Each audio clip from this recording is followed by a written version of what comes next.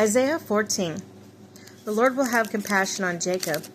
Once again he will choose Israel. He will settle them in their own land.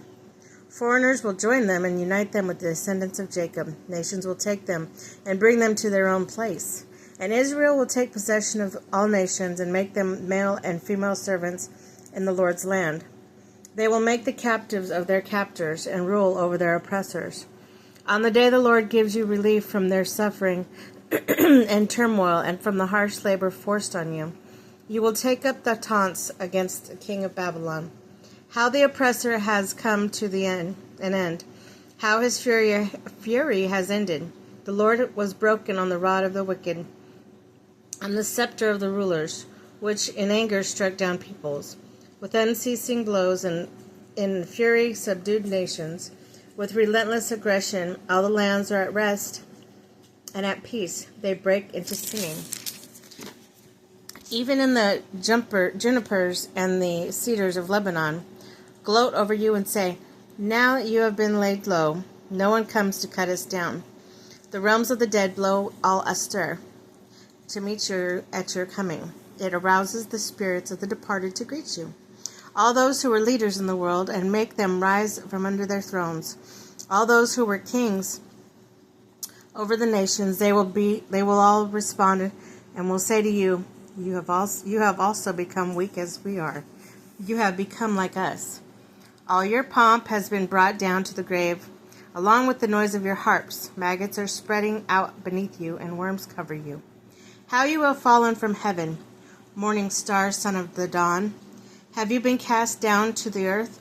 You once laid low in the nations. You said in your heart, I will ascend to the heavens, and I will raise my throne above the stars of God, and I will sit enthroned on the mountain of the assembly, and the utmost heights of Mount Saphon. I will ascend above the tops of the clouds, and I will make myself like the Most High. But you are brought down to the realm of the dead, and to the depths of the pit. Those who see you stare at you, they ponder your fate. In this man they shook the earth, and made kingdoms tremble. The man who made the world a wilderness, who overthrew its cities, and will not let his captives go home. All the kings of the nations lie in state, each his own tomb. But you are cast out of your tomb like a rejected branch. You are covered with the slain, with the pierced by the sword, and those who descend to the stones of the pit like a corpse trampled underfoot. You will not join them in burial, for you have destroyed your land and killed your people. Let the offspring of the wicked never be mentioned again. Prepare a place to slaughter his children for the sins of their ancestors. They are not to rise to inherit the land and cover the earth with their cities.